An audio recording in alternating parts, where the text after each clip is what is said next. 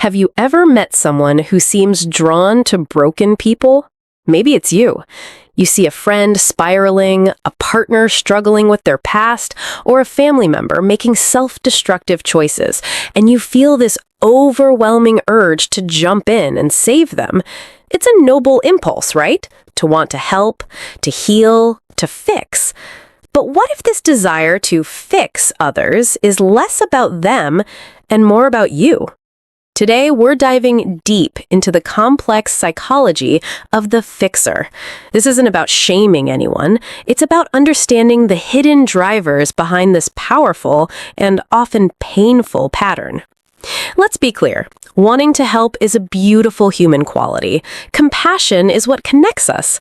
The problem arises when this desire morphs into a compulsion, a role you feel you must play in every relationship. This is often called the savior complex, but I prefer to call it the fixer instinct. It feels more personal, more ingrained.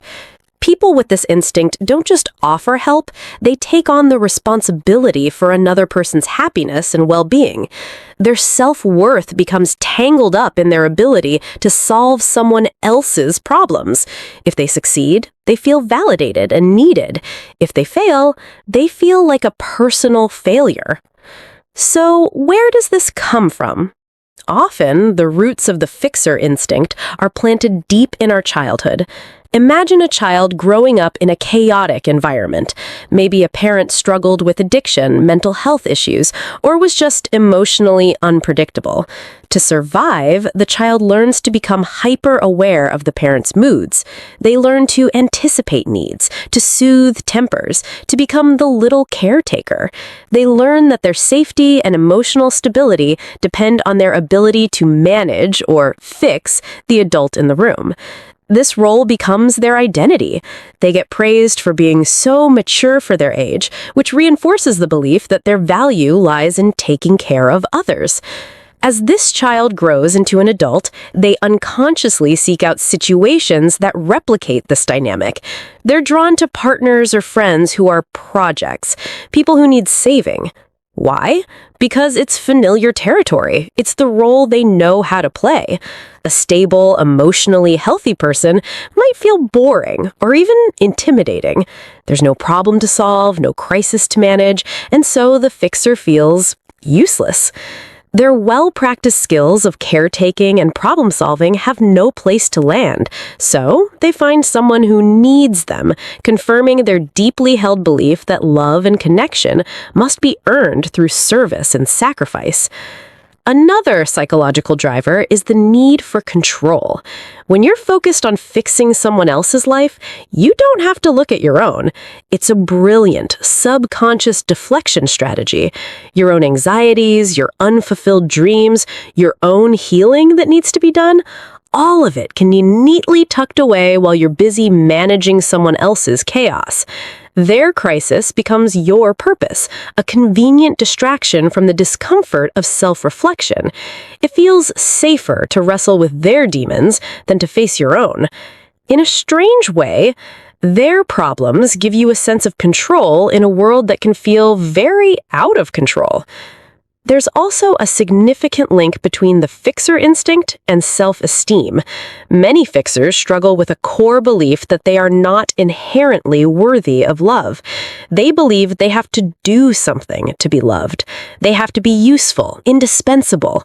By fixing someone, they're trying to prove their worth. The unspoken contract is, if I heal your wounds and solve your problems, you won't leave me. You will need me. This is a fragile foundation for any relationship, as it's built on dependency, not genuine mutual affection.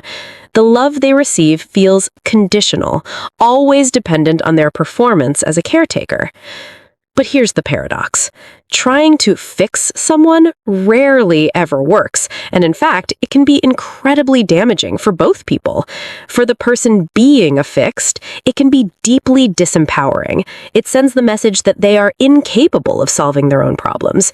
It robs them of their autonomy and the opportunity to build their own resilience. Real, lasting change has to come from within. A person has to want to change for themselves, not because someone else is pressuring them to change. Your help can inadvertently become a crutch that prevents them from learning to walk on their own. It enables the very behavior you're trying to change. And for the fixer, it's a recipe for burnout, resentment, and heartbreak. You pour all your energy, time, and emotional resources into this person, often at the expense of your own needs. You neglect your hobbies, your friends, your own mental health, and when they don't change, or when they resent your attempts to control them, you feel betrayed. After all I've done for you is the silent scream of the exhausted fixer. You end up feeling depleted and unappreciated, wondering why your heroic efforts weren't enough. The truth is, it was never your battle to win. So, how do you break free from this pattern? The first step, as with anything, is awareness. Recognize the pattern in your relationships. Acknowledge that your desire to fix is not just about kindness, but also about your own needs for control, validation, and distraction. This isn't about blaming yourself, it's about empowering yourself with knowledge. Next, you must learn to sit with the discomfort of not fixing. When you see someone struggling, your instinct will be to jump in. Practice pausing. Instead of offering solutions, try offering support. There's a huge difference. Fixing says, let me do it for you. Supporting says, I'm here for you while you do it. You can listen without advising. You can offer a shoulder to cry on without trying to wipe away all the tears. You can say things like, that sounds incredibly difficult, or I believe in your ability to get through this, or how can I support you right now?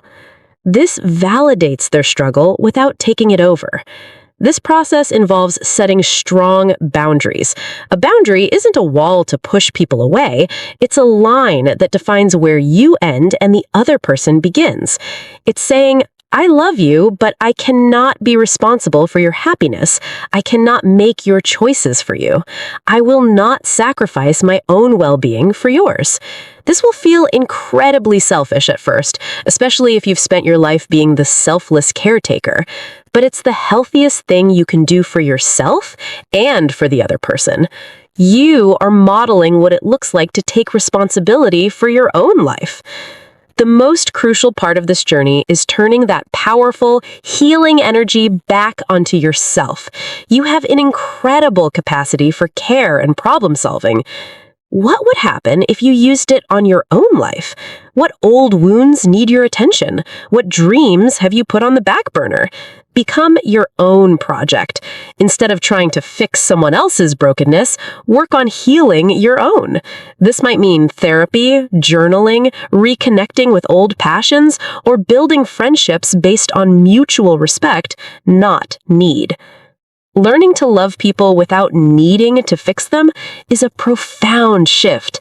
It allows for a more authentic, respectful, and sustainable kind of love. It means accepting people as they are, trusting in their journey, and focusing on your own. You can be a lighthouse offering light and guidance from a stable shore, but you cannot be the rescue boat that sails into every storm. Your primary responsibility is to tend to your own light. Thank you so much for joining me on this deep dive today. If this resonated with you, you are not alone. It's a common and complex pattern. Be gentle with yourself as you navigate it.